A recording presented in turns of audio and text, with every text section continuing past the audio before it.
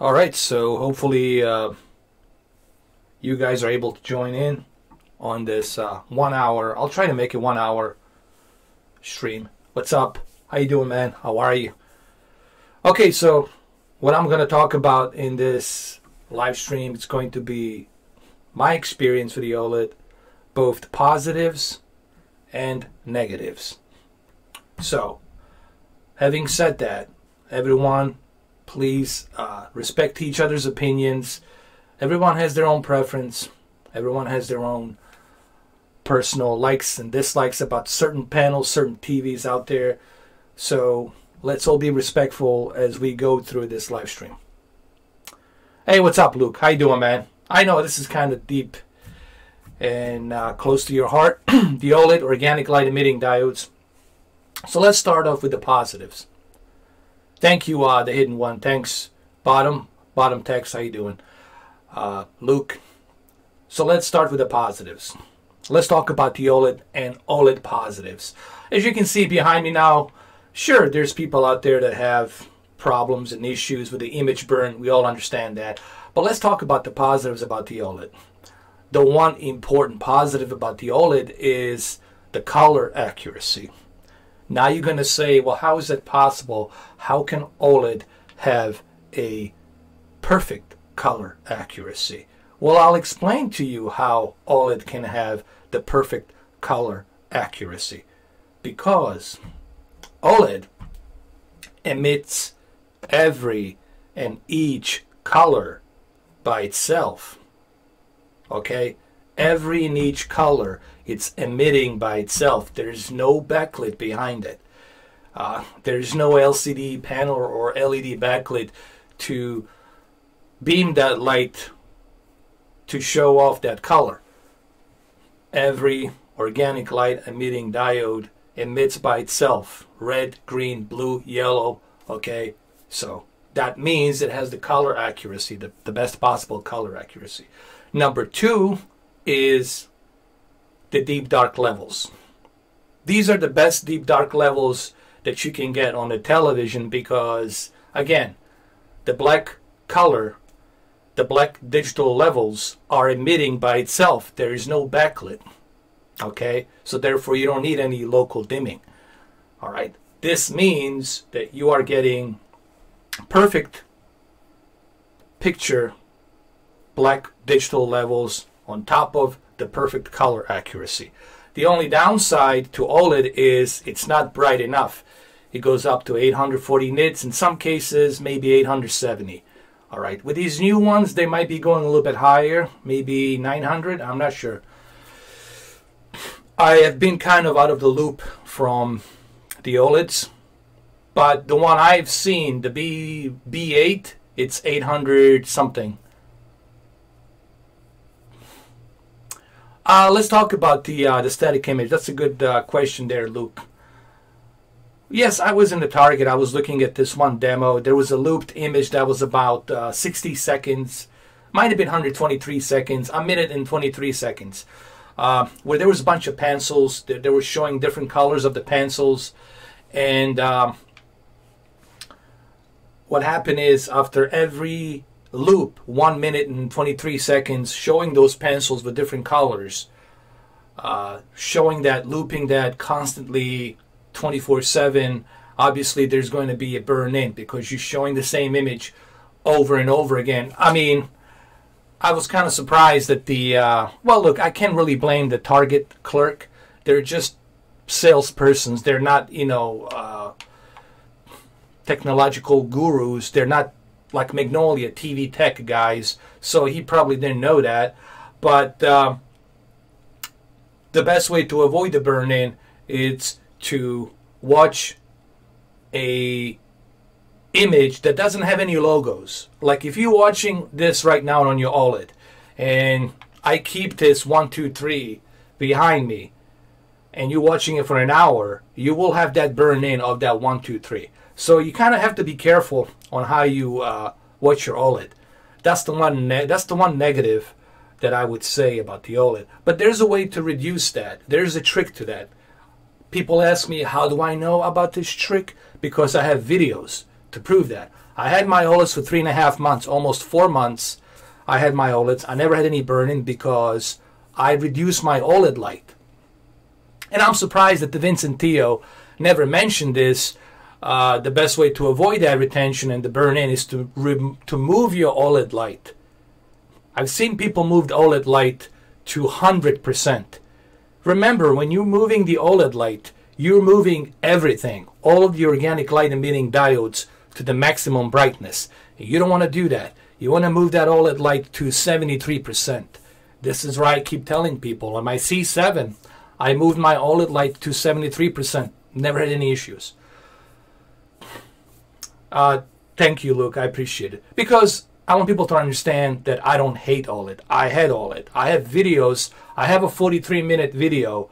Type in right now, as you're watching this, type in right now, C7, LG OLED, review. I have 43-minute review of that television. And if you find on that video me saying anything bad about the OLED, good luck. Later on, I was a bit worried because I heard all these rumors. I heard all these, people showing me burn-ins and stuff. I went to the Magnolia to see my friend Alex. It was like, look at all the burn-ins, man. Look at all the stuff. And I was worried about it. I was like, man, this is expensive. You know what I mean? This is back in the days, all right? This is when Ridley Scott and Francis Ford Coppola were on the bandwagon. They were supporting the OLED. I think Ridley Scott still might be supporting the OLED. I don't know. I haven't heard from what he has to say. But that was back then when I was, with the OLEDs, when they were like releasing C7, C6. I was right there in the midst of it when it was blowing out with all the OLED TVs. Hey, howdy peeps, how you doing? So the one thing I would recommend for those of you who have OLED, of course you should have a warranty. You should never buy an OLED without a warranty. You do want to have that warranty because if something happens, you don't have to lose any sleep over it. You know you're going to get a new TV. You might be without a TV for 7 days or maybe 2 weeks, but you'll get another TV. But in the meantime, here's the steps that you should take to conserve. Let's use the word conserve your OLED. Move that OLED light. Guys, the OLED, you bought the OLED not because it's the brightest TV. If you want the brightest TV, go with the QLED. If you want something for the movies, go with the OLED. OLED was not meant to be in a very bright rooms. Okay, this is number one. I want everybody to understand this. This is a fact. The OLED was not made to be in a very bright room. The OLED was designed to be in a dark room for the movies. Okay, so the one thing you want to do is you want to move that OLED light to 77%. Don't use the cold, cool tone of light color. Use warm 1. Use warm 1 or warm 2. But keep the OLED light to 77 to 73%. Don't go all the way to 100. Okay, that's how you can conserve and avoid any burn-in on your TV. All right, let's see some of the questions. What am I showing in the background? In the background, this is the LG website.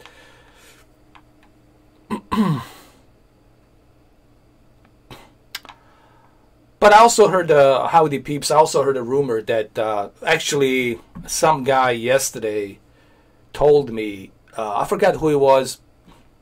If you know who you are, please just type your name when you watch this video. He told me, he showed me a link that there's a rumor that both LG, actually not LG, Samsung, I'm sorry, I take that back. Samsung, believe it or not, Samsung now is jumping on OLED bandwagon. They're working to create something hybrid, something not totally OLED, but mixture with OLED and QLED. They want to use both OLED and QLED and mix it up to create a hybrid OLED QLED TV. I mean, it's ridiculous, but this is what they're working on. They think this could help avoid the burn-in, retention, and give a much brighter OLED picture. But it's not going to be fully fledged OLED TV. Okay, it's gonna be QLED OLED mixture hybrid, but they're working on this. I don't know how accurate this is, but this is what I have heard. This is what I have read. There was a link on my previous video. Somebody posted a link, and I clicked on that link, and I was blown away. I was like, really? They're working on this? They got the whole blueprint. They got everything, actually. They're really testing it, working on it, and I think they're going to do this in the future. This is what they're going for. We might hear more about this on January, CES Vegas. Hey, Maid Lawn Care Superman, how you doing? Not having a Dolby Vision, you're right. This is true. What Superman said. I'll just call him Superman. What Henry Cavill, aka Superman. It's not the real Henry Cavill. I'm just kidding. It's the Lawn Care Superman. What he just said is true. The Dolby Vision, it's really encoded for the brightest televisions or the brightest projectors, and it's really intended for 12-bit panels. It's really not intended for 10-bit. To truly appreciate what the Dolby Vision can do, you would really need a 12-bit panel with a probably, I don't know, 8,000 nits or 10,000 nits peak of brightness to truly utilize that Dolby Vision detail with color. Okay, so he made a good point there. So this is all facts. You guys can look it up. Hey everyone. Hey Maximus, how you doing? So let's talk about some more about Dolby Vision and LG OLED. Let's look at this one right here. This is the B8. The B8, it's a entry-level, affordable version of OLED. As you all know, OLED is still expensive. All right, so let's just put it out there. Let's just let people know that the OLED is still expensive, but thank God that the prices has come down a little bit on these older models, and that the LG is giving other people a chance to jump into the OLED to try different panels. The one you're looking at here, it's the B8, 55-inch. It has A7 intelligent processor. It's not A9. The one that Luke has, it's more superior. It's a A9 processor, the one that he has. But this is also a good processor. A7 is not that bad. It's not going to have the best motion flow. But then again, the motion flow, it's something that, is it really that important? Yes and no. Okay, it's not like a deal breaker for me personally. It still has a good motion flow, but it's not the greatest motion flow. Now, pretty sure 8.9 has a little bit better motion flow due to the fact that it has a much better processor. But this is a cheaper one. This is 1600. This is the cheapest entry-level OLED that you can get currently for 1600. Okay, people say, how do you know it's 1600? Well, it's right here. This is how I know it's 1600. Where was the price? The price was right over here somewhere. Anyway, I'll get to the price later, but trust me, it's 1600. Okay, I have no reason to lie to you. It is $1,600. Here's what's also cool about the OLED that I also mentioned on my other OLED videos is the fact that you have all of the HDR formats.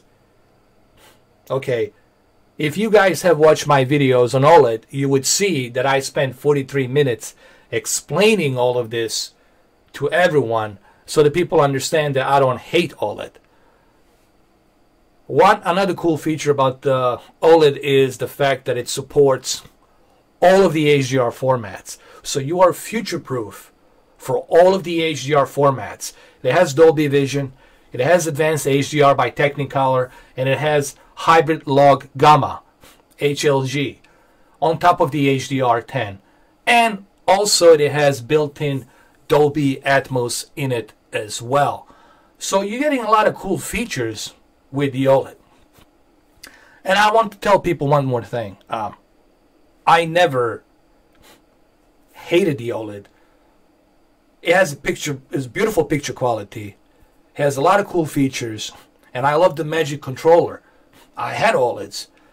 But I was only afraid because I I wasn't sure. I didn't have the warranty. I wasn't sure. Oh my God, this is $3,000.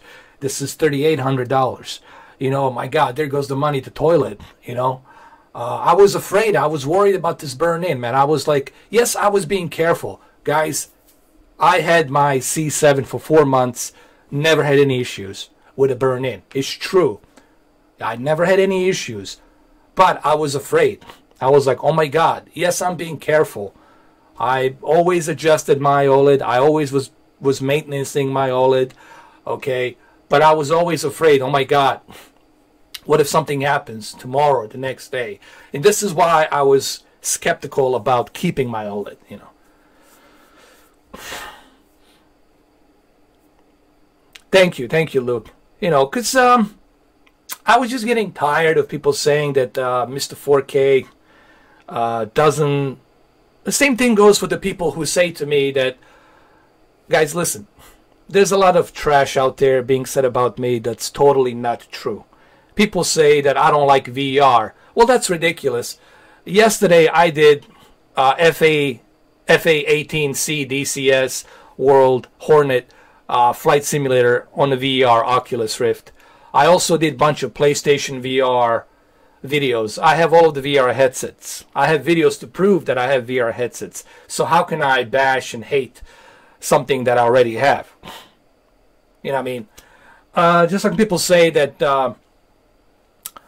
I don't like OLED and I prefer LED LCDs. That's not true. I mean, I prefer LED LCDs because I don't have to worry about that burn-in. That's just my personal opinion, preference. That doesn't mean that you shouldn't go and buy the OLED. It just means I have to give you like a doctor. Here's the thing.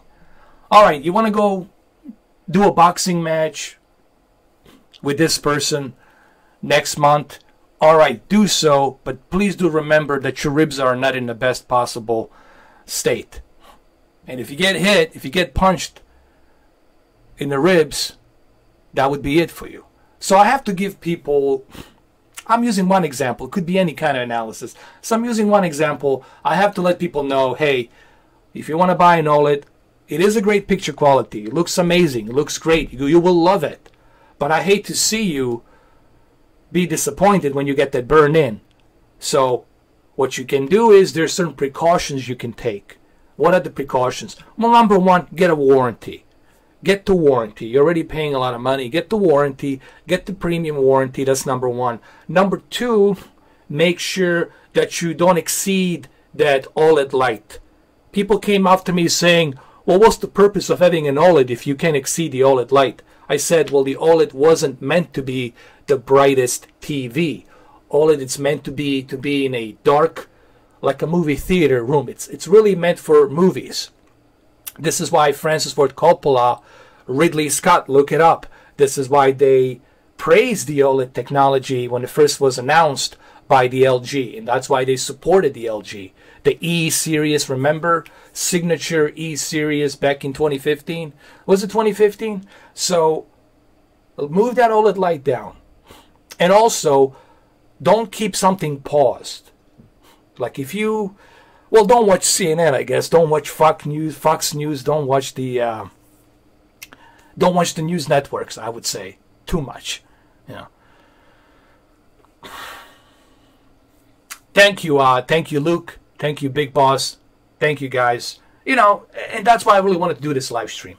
Let's go through some more about this. See, true color accuracy. See what I said? The true color accuracy. What they mean by that is the fact that every and each color, it's emitting by itself. That means that you will get the best possible DCI-P3. When I say that the QLED has the best color accuracy, I mean for an LCD. For an LCD LED backlit, Samsung has the best color accuracy, along with the Z9D and Z9F. So, but when it comes to overall the best possible color accuracy, you're looking at OLED. OLED gives out the most accurate color accuracy. Why? Because it's emitting by itself. Every and each color. This is the fact. Every and each color, it's emitting by itself. Okay? There's nothing emitting a light behind it. It's emitting by itself. That's just a fact.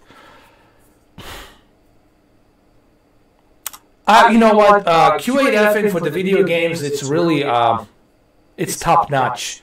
There's a reason why the Microsoft, why the Xbox One X is advertising the Samsung Q8FN for the gaming. Why? Because of that FreeSync that you have available ability, because of the 120 hertz variable refresh rate, which becomes very useful for the Xbox One X or for the PC gaming. There's a lot of cool features that are built inside the QLED for the gaming. So for the gaming, yeah, I mean, it's no-brainer.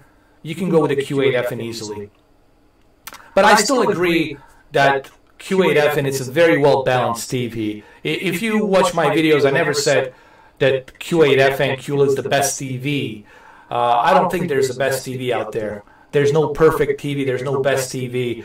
You have to find something in the middle. But I still believe the Q8FN, it's a really well-balanced TV for what it has to offer, considering it's an LCD LED backlit TV, considering it's that.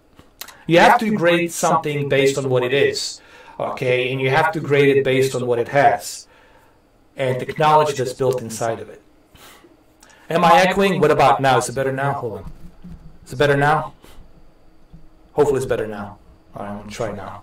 Maybe I need to get a little bit closer to my microphone. I always have this. Try and refresh. Do me a favor, guys. Try and refresh the page. Hey, Sports Dan, how you doing? There's no question. QLED, I keep saying it. QLED has an amazing gaming option, especially in a Q9FN. And it's a really well-balanced TV. What QLED is doing for LCD, it's pretty amazing. What it did in 2018 for LCD, it's pretty amazing. What that TV does, not only do you get a really great gaming TV, but at the same time, a really good 4K HDR television. And you've seen the motion flow, you've seen Saving Private Ryan, you've seen Blade Runner, and what's the other one that I did? Lucy. You have seen how good the motion flow is on that TV. That's why I call it a really well-balanced TV. But now let's talk about the negatives. Now we got to dive into the negatives of OLED. What are the negatives of the OLED? Well,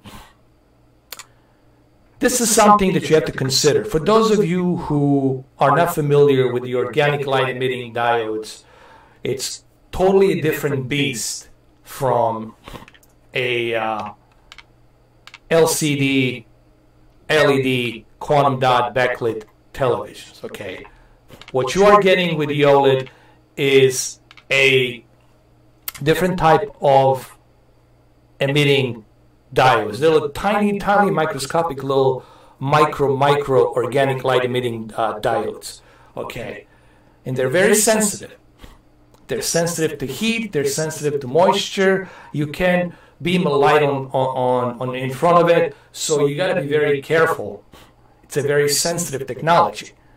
This is not something that I'm just pulling out of my butt and making stuff up. This is the fact. It's a very sensitive technology. So therefore, you have to take care of that technology. Yes, there's babysitting involved with this TV. You will have to babysit it. Now, what do I mean by babysitting? There's certain rules. There's certain practices you have to do. Number one, I already mentioned the OLED light. Do not exceed the OLED light. Move that OLED light to 73% or 77%. Number two, don't leave when you're gaming, don't pause the game and then go out, talk on your cell phone to someone for 15, 20 minutes. Don't do that. Either turn off the TV, use your remote control, turn it off, and then come back again. Okay? Because if you do that, if you pick up your phone and you leave the TV on, like right now, let's say this picture behind me. If you go back and you're talking to somebody for 25 minutes, I don't know, you got some phone call with someone for 25 minutes, there will be a burn-in right there, right behind you, with this this girl looking at the TV that burn-in will be there, that retention. Doesn't mean necessarily you're going to get a burn. Listen, there's a couple of things that should be addressed. Some people like to exaggerate a little bit about the burn-in. And I'm going to say this right now. For the burn-in to happen, it takes a while. It doesn't happen like that. What you're going to get sometimes is the retention on the screen. And retention on the screen is way different than the burn-in. When you get a burn-in, that's it. You got that burn-in, it's going to be there forever. Retention can also be filtered out. There is a way to filter out the retention. There's a way to clean off the retention. There's a way to do that. It's a little process. You have to go to the setup menu, and you can clean it off. You can brush it off. Okay, there's a way to do that. I have done it on my C6. I have done it on my C7. I have done it on my B6. So I have used that tool. The burn-in is something when you're watching, let's say you watch CNN all day long. Well, let's say you watch Fox News or ESPN. Let's say ESPN or Sky Sports. Let's say you're in UK and you're watching Sky Sports Arena, right? And you got that Sky Sports Arena or Sky Sports News. There's a little, a little tape that's scrolling down about the sports events and whatnot. Guess what? That little tape that's scrolling down on the Sky Sports News, and if you watch Sky Sports News all day long since 8 o'clock in the morning, you will have a more chance of burn-in happening because you're watching a program that has that, little tape running with the sports events and whatnot that's at the bottom. I'm just using one example. It doesn't have to be Sky Sports. Could be ESPN. Could be Fox Sports 1, whatever. So there comes a maintenance with the OLED. Guys, you're going to have to do a lot of maintenance with the OLED. This is just the way it is.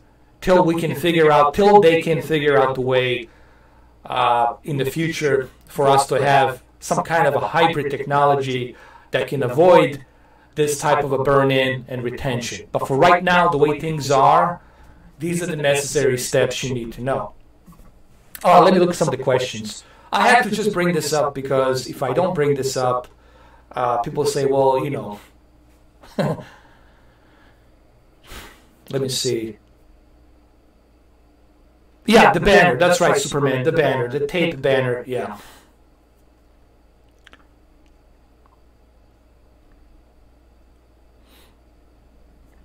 Frank, I'm sorry I missed that question. Something about the 3D movies.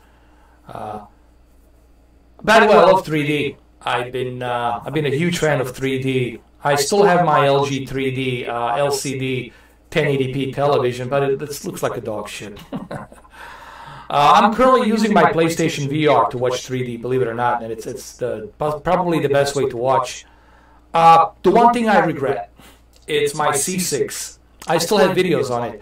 The C6 was the best OLED 3D TV. It was a little bit curved, not too much, but just a little bit curved. I still have the videos on it. Just type in Mr. 4K C6 OLED, 55-inch C6 OLED. I have 4 pairs of 3D glasses, passive 3D glasses, and I have tested a bunch of 3D TVs in the past. Since 2010, 11, 2009, the C6 had the best 3D that I have ever seen, period. There's nothing better than C6. C6 was, to me, one of the favorite 3D OLED televisions. Even the content that was converted from 2D to 3D looked amazing. It was the best 3D TV. If you're looking for a 3D TV, get yourself a C6. Yeah, Frank, that's the one that I really missed, man. I mean, I regret. That's the one that I should have kept. I still regret the fact that I returned my C6. I should have never done that. Really, that's like my only regret. I really loved that TV, man. I mean, just the picture quality was amazing. The 3D was just top notch. And it's not my first time that I said this, and I said it numerous times. I regret returning C6 just for the 3D alone. The 3D without OLED was just perfect. And the curvature panel was perfect for 3D as well. Watching Avatar, I was like, oh my god, it was just amazing, you know. But I would say, if you're going to get C6, get a 65-inch for 3D. Don't go with the 55. Go with the 65. You will thank me for that.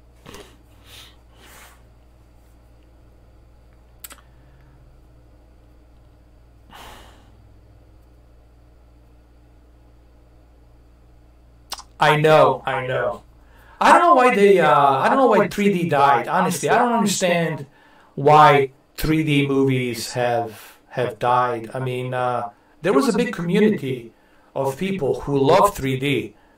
I was shocked when I heard that they're not going to make 3D televisions anymore. And I'm like, what? I was like, how did this happen? Because I know there's a big community. There's a huge community of people who love 3D. And who support 3D, so I don't understand like what happened. That one kind of was a mystery to me, how they just cut the cord and they end 3D televisions and they end 3D Blu-ray movies. Hopefully the Avatar 2, hopefully James Cameron can bring the 3D TVs back. I mean, I still have my 3D projectors. I have two 3D projectors, so I can always watch my 3D movies on a projector. And I think projector is another cool way to watch 3D. But I was surprised that the 3Ds died, man. Yeah, Z, that could be it, man. The active 3D. I never liked the active 3D shutters. I was always about the passive 3D. You know, first of all, the passive 3Ds are much lighter. You put them on. That's what you use in the movie theater when you go to watch a movie in 3D. You use the passive 3D glasses. Luke, you know what, man? That's a good idea. Keeping your OLED light at 50, it's perfecto. Perfecto mundo, eh? Perfecto. No, 50 is fine. Dim down the lights, man. The movies will look perfecto. Yeah, passive 3D. I love passive 3Ds. I watched the Avatar on passive 3D. I watched the, what else did I watch? Doctor Strange. Doctor Strange was good on passive 3D. I watched that. What else was in 3D? Oh my god. Oh yeah, Captain America. Captain America, I watched that on 3D. Luke, OLED 3D C6 was amazing. I mean, you don't understand, man. I can't put into words how beautiful it was. I feel bad. I mean, I do. I regret. That's my only regret. I don't regret returning C7 or B6, but returning that C6 was probably the worst mistake I ever made, man. The worst mistake. I should have never returned the C6. The worst mistake.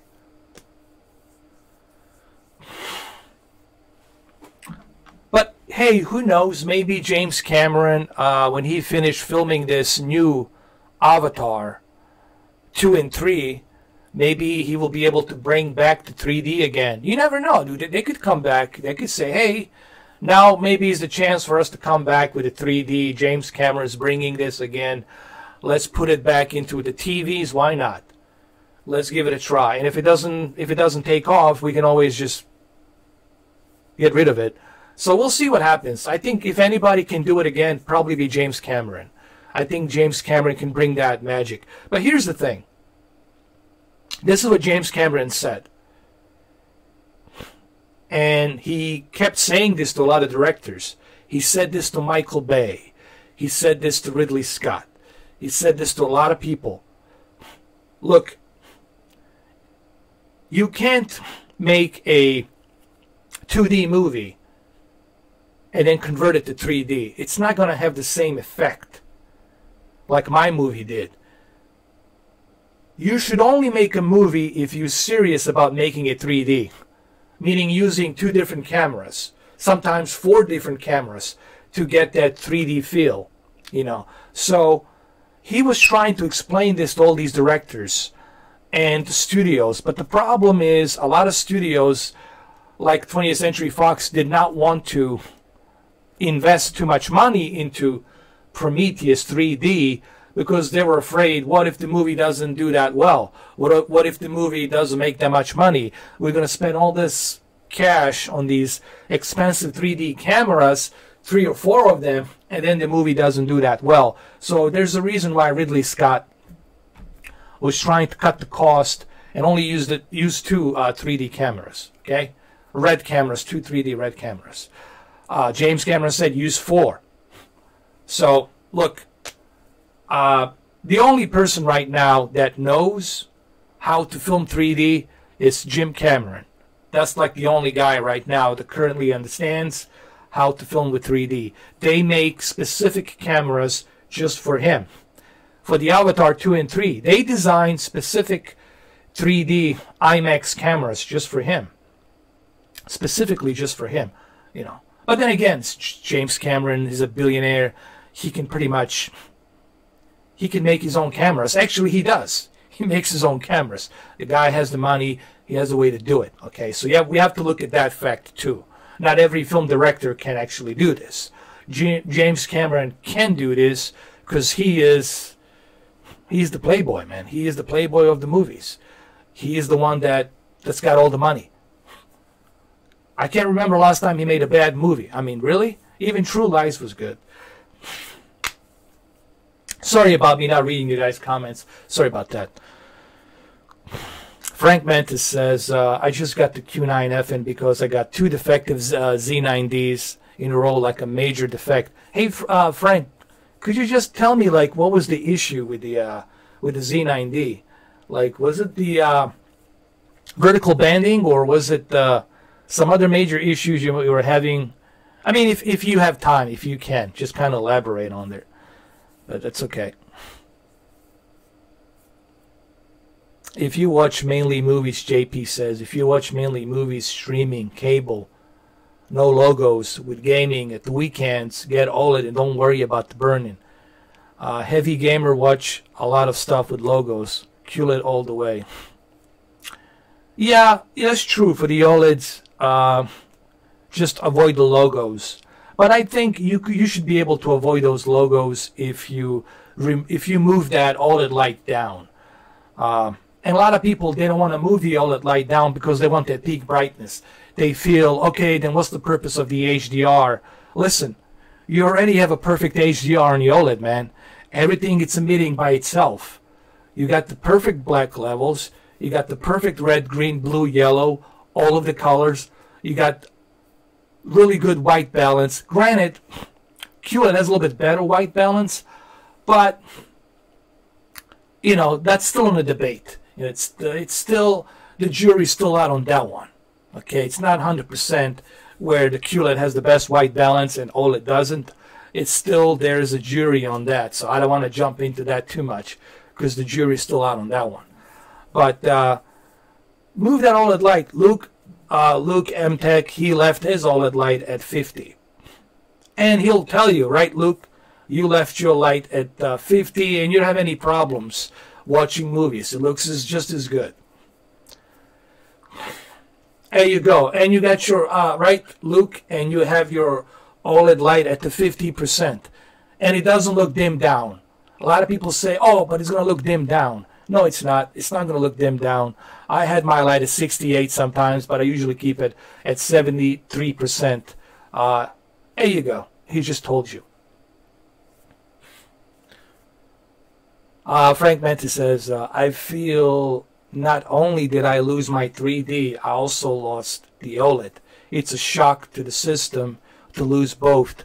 My LG EC930 was better than every 4K TV in stores in 2015 when I bought it. No, that was a good TV actually. The 930-100 was pretty good actually back in 2015. It's just I couldn't afford it. The best I could afford back then was the M55C2. was the Vizio M55C2, which I still have. And it still works. What about the Black Crush on the OLED? Hold on. Speaking of the Black Crush. Well, there's a way to avoid that. You know, the black crush in the OLED, you can avoid that. You can move the brightness a little bit. You can move the gamma a little bit. Move the gamma to +1. Move the brightness to +1. And you can avoid that black crush. If you're watching a very dark movie, let's say you're watching, what's the good example of a very dark movie? Let's say you're watching the Count Dracula, the Bram Stoker Dracula movie with Anthony Hopkins and Gary Oldman and Keanu Reeves. That movie is a lot of dark scenes, right? So what's the best way to avoid that black crush? Move the brightness to +1 and move the gamma to +1. Okay, that's what you should do. And you're not going to have anything being crushed. But I've seen people move the brightness a little bit down. Listen, you don't need to move brightness and gamma down. On OLED, you should never ever move any brightness or gamma down. Brother, you got the best possible pitch black dark levels. You never ever have to move that shit down. Ever, ever. You should move it up a little bit, as a matter of fact. So move the brightness up a little bit by +1, or move the gamma to +1, and there you go. There's your solution for if, in fact, you have crushed black levels.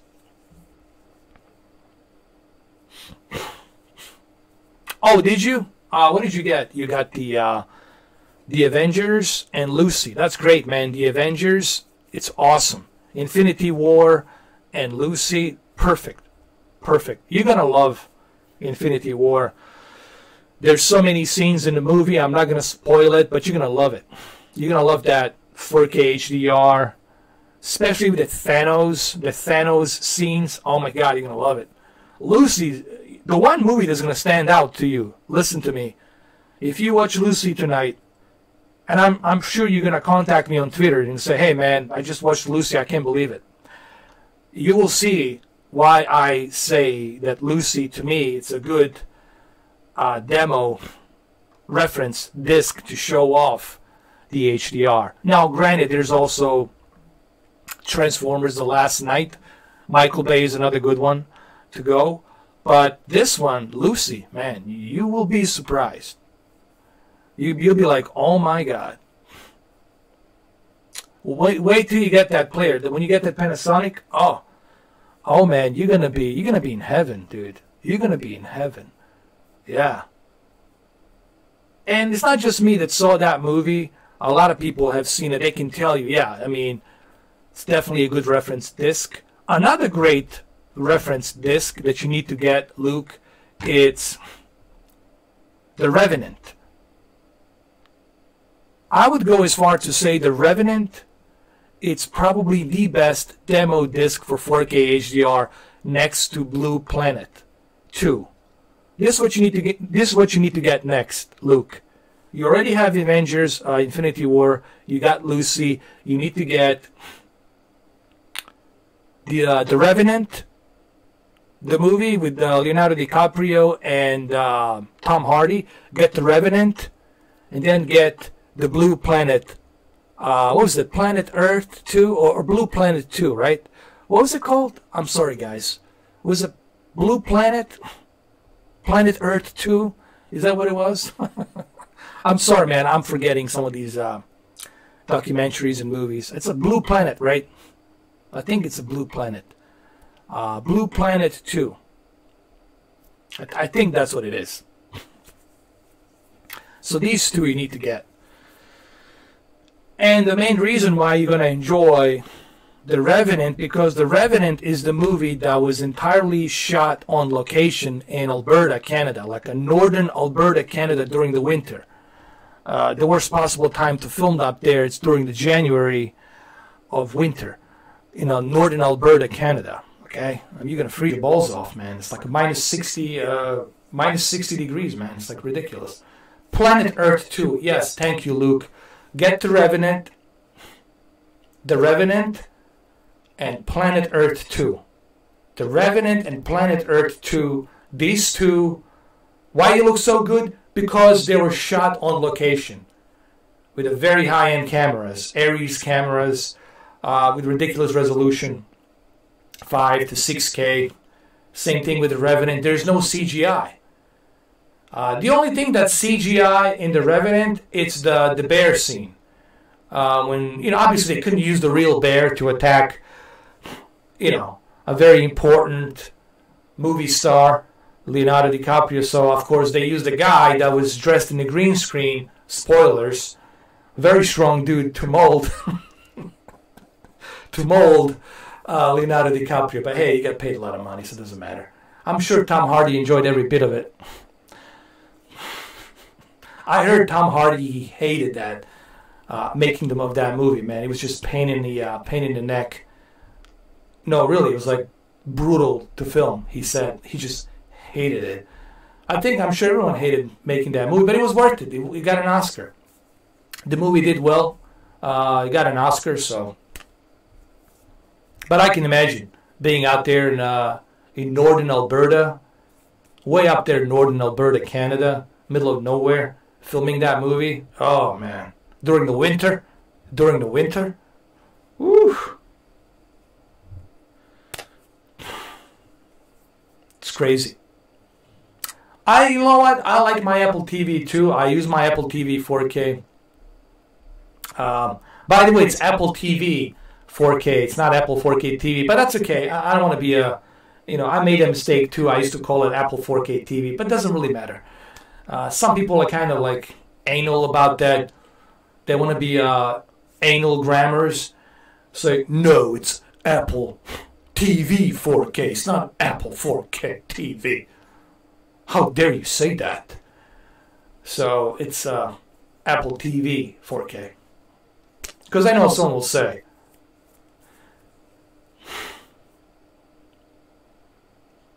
you're not going to be disappointed. Listen, Frank Mattis, you will not be disappointed with Q9FN. You will not be disappointed with Q9FN. Ask Dan. Dan will tell you, don't be hesitant. You will be very happy with that TV. Very well balanced TV. You want the motion flow? You have it. You want the peak brightness? You have it. You want the good local dimming? You have it. You want the good color accuracy? You have it. The only thing you don't have is Dolby Vision. That's like my only complaint is the Dolby Vision. Because I believe Dolby Vision would look good on the Q9FN and the Q8FN. But that's just me. Hey, what's up, Expert Joey? How you doing? So when I might be getting the OLED, I don't know. Probably sometime next year. I don't know. I haven't yet decided. Probably next year, sometime next year. We'll see. It'll be like a tax return OLED. I'm going to use my tax return money and get that OLED. I don't know, something like that. I don't know. Probably next year. Sometime next year. Maybe, I don't know, February, March, something like that. I don't know. I mean, we'll see. Depending on what kind of deals I can get, what kind of... I have my sources. I have, as you guys know, I have a lot of friends at the Magnolia. They usually keep me posted on the pricings and everything. So whenever there's a good deal or something, they will let me know. I also know the representative from the district for the LG and both Sony, and sometimes they give me heads up. Believe it, they all watch my videos, but they secretly kind of watch my videos. They can't say much on the comments because it's a conflict of interest, so they can't really comment too much. But they secretly watch my videos, man. Which I already knew that. That was a great deal. The one you got was a great deal. Well, I wouldn't say it's a fake. I like to call it 2K intermediate. It's a 2K intermediate to 4K.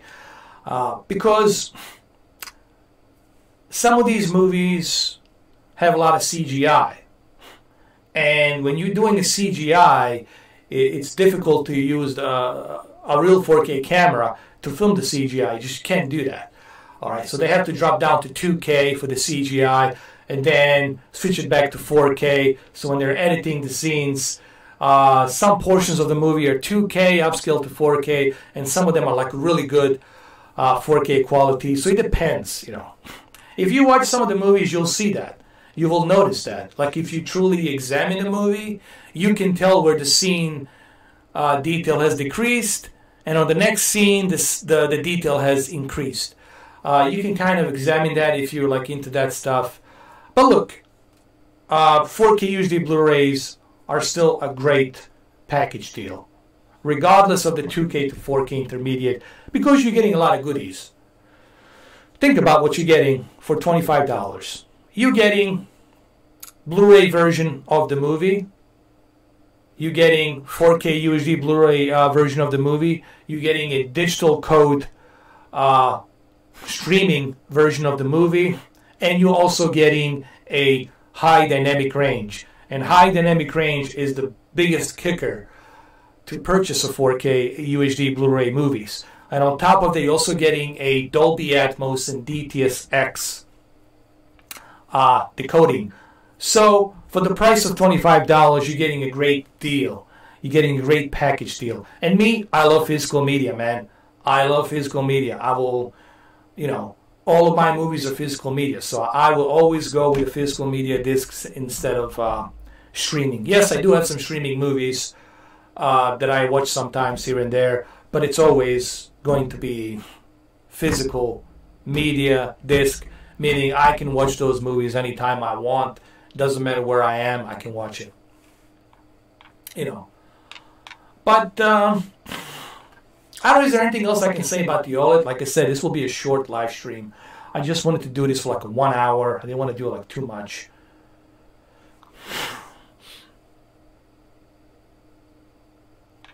Well, you know what, Expert Joey, I did that. You know, here's something that people misunderstood about me.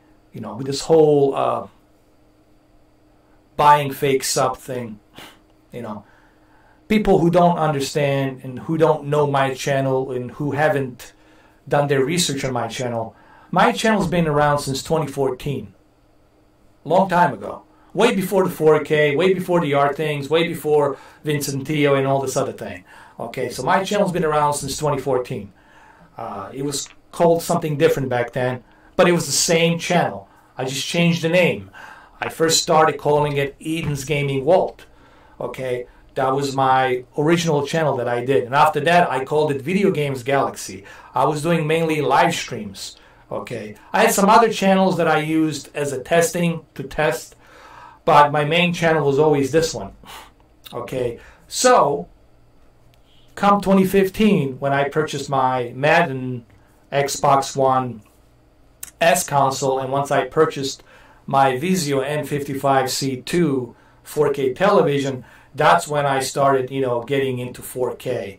And in 2016, I purchased my first Samsung, which I still have, my first Samsung 4K player, with a little tiny remote control.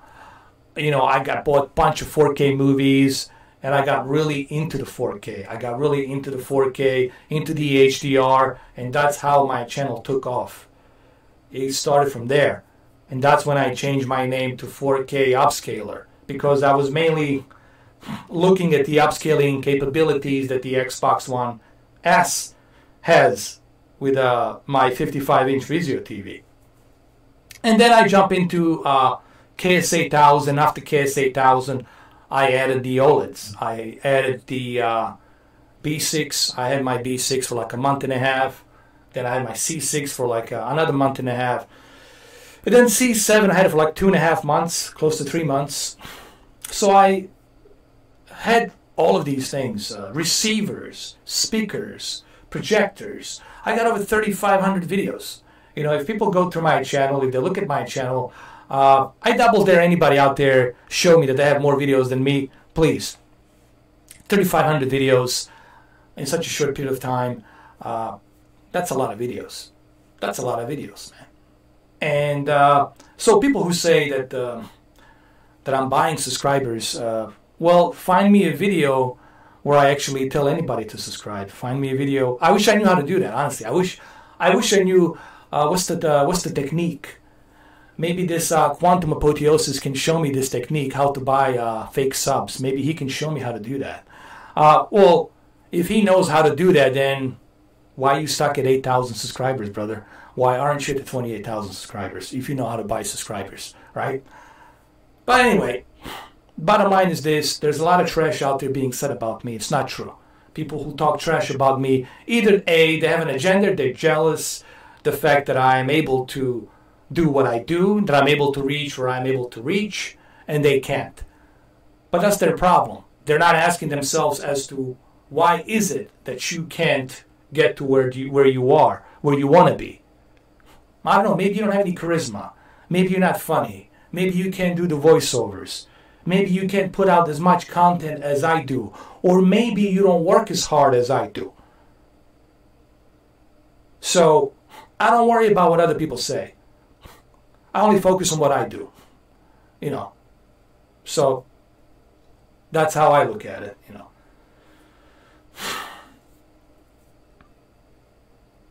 Yeah, physical media, to me, it's always going to be my first and only choice of buying movies. You know, that's my primary choice. Second choice is going to be streaming. That's second choice. That's something, if I'm on the go somewhere, I want to take my cell phone and watch a movie, that's what that is for, you know. Thank you, Frank. Thank you, man. I appreciate it, you know. People want to know, like, people think that here's the problem, man. People think that there's some kind of a secret sauce. You know. You know what's funny? All these people who talk crap about me, I gave them a shout out. I helped them out. You know. But then they turn back on me and they start stabbing me in the back because they think that I'm trying to, that there's some kind of a secret sauce. Like there's some kind of a secret sauce. At one point of time, people called me a Freemason. They called me a Knight Templar, all kinds of shit, you know. They connected me to Knight Templars. Like, what the fuck? You know, really? All right? Like, this is fucking ridiculous. That shows you how deep this bullshit goes down. Okay? So, here's the thing. There's no secret sauce. There's only hard work. I worked really hard since 2014. I started this as a hobby. It still is a hobby. I'm not begging people to subscribe. Do you ever hear me say, hey, click down here, subscribe, donate on my Patreon, click join? Or do you see on the live stream any button where you can donate money? No, you don't see that. Do you see that on the other YouTubers? Yes, you do see that. Do you see sponsors on the other YouTubers? Yes, you do see that. Do you see them advertising their books? Yes, you see that. Do you see them advertising their shirts? Yes, you see that. You see plenty of goddamn advertisements. With me, you don't see that because I tell you exactly what I am and what I'm doing. As Luke like to say, I'm authentic. And I think this is what bothers them. It's me being authentic. And I have nothing but credibility, and they know that. That's why all these people who came after me in the past, they're so furious because there's nothing that will stick. Nothing will stick because there's nothing out there that I'm hiding that will stick. Because I have nothing but credibility. Yeah, I mean, I've done a lot of stuff. What I try to do on this channel, I try to do a little bit of everything. I try to do live streams. I try to bring you some funny comedy stuff. I tried to bring you some vlogs during the hurricane. Remember hurricane? I did you those vlogs. I showed you devastation after the hurricanes and all that. I did all kinds of different things. I do all kinds of different stuff into this one channel. It's like a home box office. Okay. I also try to show you some other hobbies that I do besides the VR, music making, all the other different things. Okay. I try to do a retro live streaming, which Dirty Sprite likes, and some of my other, I have a bunch of moderators out there. They like me doing live streams. I know that the live streams is not something that gets a lot of views, but I do it because I love doing it. You see, that shows you, if I was the person that only cares about the clicks and views, I wouldn't be doing live streams. But I do it because I love doing it. It's a hobby, okay? You know, if I was doing this mainly for the money, there would be a donation button. Please, guys, click and donate. All right, can we hit this number here? Okay, this is my goal for today. Come on, guys, let's do it. Let's hit this number. I'm not doing that. I'm not begging for people to subscribe. I'm not begging people to give me anything. All right, either A, you like what I do, or you don't. But if you don't like what I do, it's a free country. The door's open. You can easily filter me out so I never show up on your recommendation. You can go watch somebody else. You have this choice on the YouTube, on the internet. If you don't like somebody, filter them out and they will never show up. I guarantee you, they will never show up on your recommendation. But don't bother telling me why you don't like me, this, and that. I don't care. That's your problem. That is not my problem.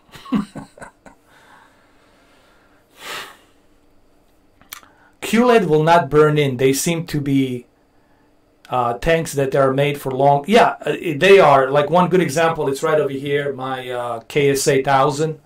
I still have my KS8000. Still works. I mean, Jesus. My, it's right here. Right over there. What you call it? My Vizio M55C2. I still have it since 2015. Doesn't have HDR, but it's still a decent 4K. You know, I can still watch movies on it. You know, still works. No problems. No funny colors. Nothing. No yellow spots. None of that stuff. Still works. You know, LCD technology probably will go down in history as the most durable TV technology for 2 decades. Was it 2 decades or close to 2 decades? Probably the most durable technology so far in terms of panels, you know. But like any technology, it's going to evolve. All technologies, they evolve, guys, you know. So as you can see right here, the OLED televisions have dropped down a little bit. You can see right here, there's the C8 for 1700. There's also B8 for 1600. So the prices have come down a little bit for the OLEDs, okay? You know, it's not like the way it was back then when I had them. When I had the OLEDs, they were like ridiculously expensive. Like it was like $4,000, $5,000, you know, it was like super, super expensive. But right now, the OLEDs have come down the price, as you can see right over here. Actually right over there. Like you look over there and there, you can see that the it's dropped down. Like this one, C8, this is the one that Luke has. It's only 1700 for A9 intelligent processor. So which one's better? Would C8 be better? Well, yeah, because you are, for a little extra money, you're getting an A9 intelligent processor instead of an A7 processor. That's not to say that the A7 is not good, but for a little extra money, you're getting a much better deal with the A9 processor, I think. Sony Vegas were great too. I used to have Sony Vegas. The problem with the Sony Vegas was they were too heavy. Man, when I was moving around, and carrying these, what was it? I had 43-inch Sony Vega TV. I needed 4 people to help me lift that sucker. They were super heavy. I'm sure Expert Joy will tell you. I'm sure Luke will tell you. I think Luke goes back as Zenith.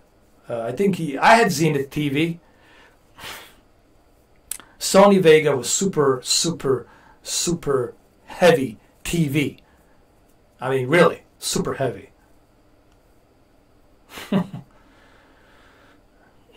Yeah, I mean, look, CA is great, but BA is not bad either, you know. I always tell people, I mean, you know.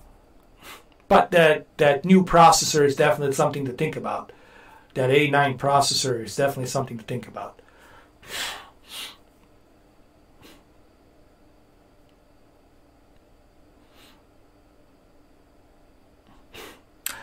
Frank Mattis, you shouldn't do it. look, the difference with me is I got a lot of TVs. So I'm not losing anything by adding a TV. You know, I can choose whatever I want to watch. I want to watch OLED, when I watch this, when I watch that, when I watch projector. But in your case, if you already have experienced that kind of a problem with the burn-in and you don't want to go back to that, look, if you're comfortable with your Q9 FN, bro, there's nothing wrong with that. I want to say something to end this live stream that I think it's a very important aspect. At the end of the day, guys, you're never going to find the perfect TV. This is something, while me doing this channel, I have discovered. I can say this because if anybody has tried more TVs, you're looking at this guy, this ugly mug, me. I tried a lot of TVs. I mean, truckload of TVs, truckload of monitors, truckload of projectors, truckload of panels that you can think of. I have tried them all. Okay? Big and small, and I was gonna say something else too, but let's leave that out because I want this to be suitable for everybody.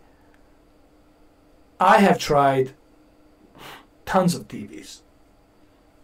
And one thing I have found out is that you're never going to find a perfect TV. If you are buying a TV simply to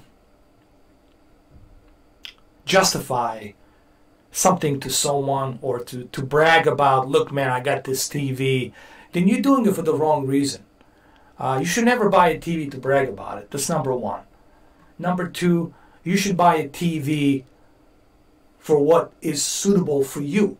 Remember, at the end of the day, it's going to be you, your partner, your family, your kids, whoever, that's going to be watching that TV. It's not going to be me. It's not going to be people that came in watching this live stream today. It's going to be only you. And only you going to be watching that TV. So you should buy a TV that's suitable for you. But you got to be honest with yourself. Like, what you really like. Okay? You shouldn't purchase a TV because I told you so, or because I recommend this TV. If you're buying TVs because I have a preference on this and that, then you're also doing it for the wrong reasons. You shouldn't be buying a TV because I said so. You shouldn't be buying a TV because the other guy said so, or the other guy said so. Okay, you should only buy a TV that's good for you. And only you will know that answer, not me. Only you can find that answer because it's you. It's your preference. It's your money. It's the TV that you're going to be buying. It's going to be for you. You're the one that's going to be watching it. So you need to decide for yourself what is good for me. Forget me. Forget other people out there. What's good for you? And if you buy a TV based on that kind of a judgment, you will feel better. But if you're buying a TV trying to compete, then that's stupid. I mean, I can't be nice about this. I can't say it any other way than just saying that's kind of stupid. Looking from way many different perspectives, that is stupid. You shouldn't be buying a TV based on what somebody else says. You should only buy a TV based on what you like and what's your preference. This goes for everything, honestly. This goes with PCs, consoles, what have you. Why do you want to buy this? Are you simply buying this to compete or to brag, or are you buying it because you really need it, or this is something that you really love and you're happy with it? That's how you should buy anything. Alright, so well, having said that, I did say that this is going to be a short live stream, okay? And I know today was the Sunday, so it's kind of like me making up for the Q&A. This really wasn't a Q&A. It was more like a live stream vlog. Q&A is going to be something that I'm going to just dedicate for the next time we do this, just to read your questions, you know. But this is more like me kind of like giving my input on the OLEDs and letting people know this myth that people been saying about me, that Mr. 4K hate OLEDs. I don't hate any technology. I just have to be honest about every and each technology. What it can do, its positives, its negatives. Because there's no perfect technology. Every technology has its positives and its negatives. And if the person doesn't address both positives and negatives, well, then the person has a certain agenda that is just trying to keep that agenda rolling. You know, me, I don't have that. Me, I like to tell you exactly what's good about it and what are the side effects about it. And then, when you collect all this information, you, based on everything that you know, you go out there and you make your decision how you want to, what you want to purchase and how you want to purchase it and what technology you want to use, you know. How's the 3D on a projector? You know, I still haven't done 3D on a projector. I've been busy. I've been trying to find the active, passive 3D glasses that support BenQ. I've been looking everywhere. I couldn't find one. Same thing with the Epson. I might have to go to eBay to find one, but on eBay it's a bit tricky. So you don't understand, guys, how tricky it is to find these 3D passive glasses that will support the BenQ projectors or the Epson Home 2150 projector. But I still haven't been able to find those passive 3D glasses, because you can't just put any passive 3D glasses.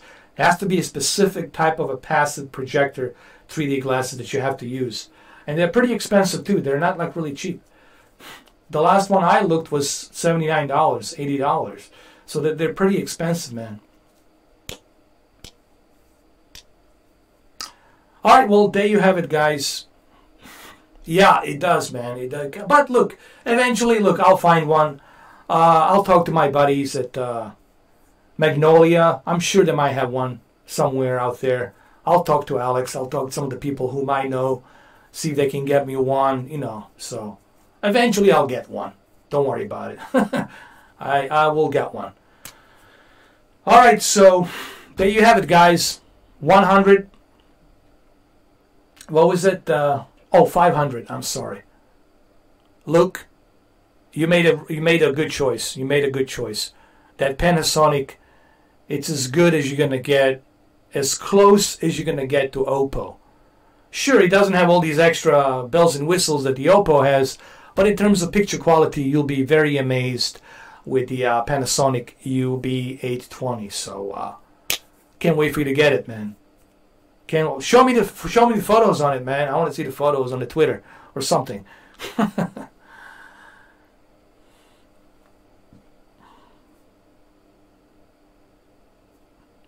Yeah, the thing with the projectors is there's a bit of a maintenance too, and those lamps can be very expensive to replace them. That's another thing for another subject. You know, projectors, just like OLEDs, just like plasma TVs, they have a maintenance, you know, and especially with the projectors, you got to watch for that lamp, you know. I only use projectors to watch certain movies. I don't use it to watch my everyday programming and all that kind of stuff. I only use it for certain occasions, like if I want to watch my favorite movie or something, once in a while I'll pop it in and watch it. Yeah. All right, everyone. Well, thank you for stopping by. You went out a little bit longer. What was it? 1 hour and 13 minutes. So we went a little bit above 1 hour, so it's 13 minutes. Hopefully this live stream made some things clear about me and the OLED, because there's a lot of misinformation, a lot of trash being said about me. Guys, just ignore that, and also do me another favor. Please don't tell me what someone says, this person said that. I'm not interested. I don't care. What they try to do, they want to get a spotlight. They want me to take the bait. They want me to talk about them. Just don't fall for their bait. They're fishing. They're hungry for the clicks and views. They're hungry for the attention. That's what they want. They want the attention. And they want to get the attention through me, but I'm not going to give them any attention. Just like I didn't give him any attention on this live stream either. So please ignore it. Don't bother me about this guy says this, that person says that. I could care less. That's their problem, not mine. They will not get my attention. Zero. Nothing. I will not make videos about them. Zero. Nothing. That's that. So, thank you guys. I appreciate it. Thank you for stopping by. And I'll see you soon. I'll see you soon. Okay? I got something that I'm working on. It's a surprise. It's a surprise, man. I got something I'm working on. Yeah. Am I going to go back to live streaming again? Yes, there will be some live streams, but I'm keeping that as a surprise too. I think it's better if I don't tell you. I think it's better if I just kind of surprise you. Like Thanos. Just snap the finger and that's it. Alright, later. Expert Joey, everybody. Luke and Frank. My review, everything. So, Frank. I already mentioned Frank Mattis. Big Boss. Who else did I miss? JP. Maximus. And let me see. Ian Drain. Thank you, Ian. Mr. Magnificent. Your games have a burn name. That's funny, man. Who else? Made Lawn, Cares Superman, and Bottom Text, The Hidden One.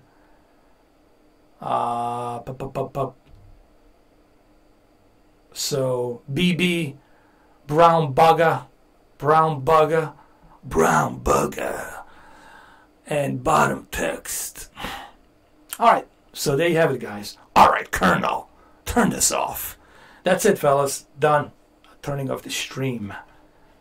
Because otherwise, snake will come out of me and that's it. No pun intended, ladies. When I say snake will come out of me, I mean solid snake. That is. Alright, guys. Later.